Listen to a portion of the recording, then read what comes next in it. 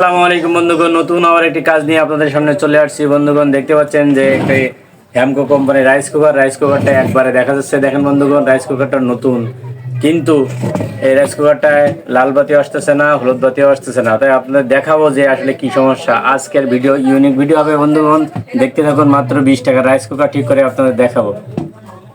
তো বন্ধুগণ দেখতে পাচ্ছেন আমরা রাইস কুকারটা কারেন্টে দিয়ে আপনাদের দেখাবো যে হলুদ বাতি লাল বাতি জ্বলতেছে কিনা। তো বন্ধুগণ দেখেন যে রাইস কুকারটা কারেন্টে লাগিয়ে দিলাম।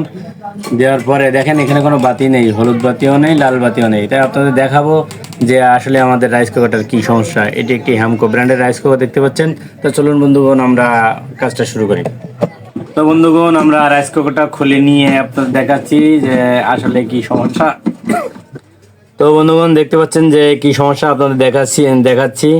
এই দেখতে পাচ্ছেন যে আমাদের দুইটা তার নিউট্রাল আর ফেজ। এই নিউট্রাল আর ফেজ দেখতে পাচ্ছেন যে একটা তার দেখেন এখান থেকে নড়াচড়া করতেছে, তার মানে এখানে লাইন পাচ্ছে না, একবারে সকেটটা গলে গেছে।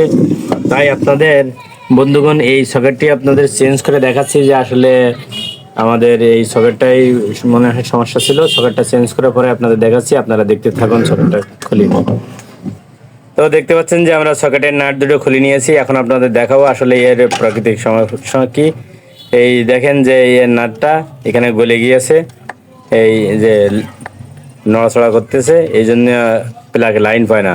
কাস্টমার বলছিল যে আমার এই রাইস কুকারটা নষ্ট হয়ে গেছে। আসলে বন্ধুগণ ভয় পাওয়ার কোনো কারণ নেই। এই ধরনের সমস্যা হলে এরকম একটা সকেট আপনারা পরিবর্তন করে দেবেন, মাত্র 20 টাকার মধ্যে ইনশাল্লাহ হয়ে যাবে, কোনো সমস্যা নেই। তো বন্ধুগণ আমরা এটা খুলে নিয়ে আপনাদের দেখাচ্ছি।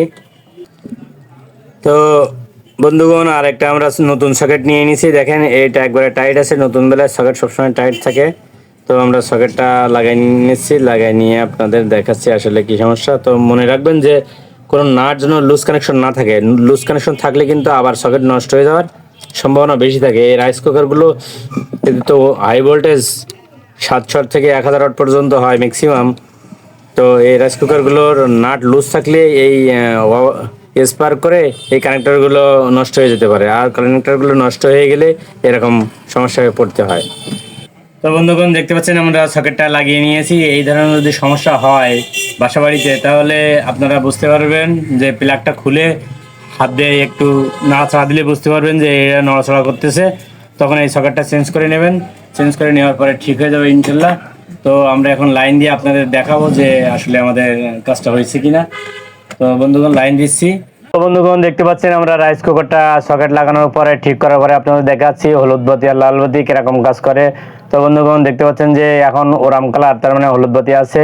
এবার কুকে দেখাবো যে আসলে লাল বাতি আসে কিনা। তো বন্ধুগণ আমরা সর্বপ্রথম সুইচটা চাপ দিতে হবে। এই দেখেন বন্ধুগণ আমাদের লাল বাতি চলে আসছে, আবার এই হলুদ বাতি আসছে। তো বন্ধুগণ আমাদের এভাবে ঠিক করতে হবে। তো বন্ধুগণ ভিডিওটি ভালো লাগলে লাইক কমেন্ট শেয়ার করুন, আর পরবর্তী ভিডিও পেতে আমাদের চ্যানেলটি সাবস্ক্রাইব করে রাখুন।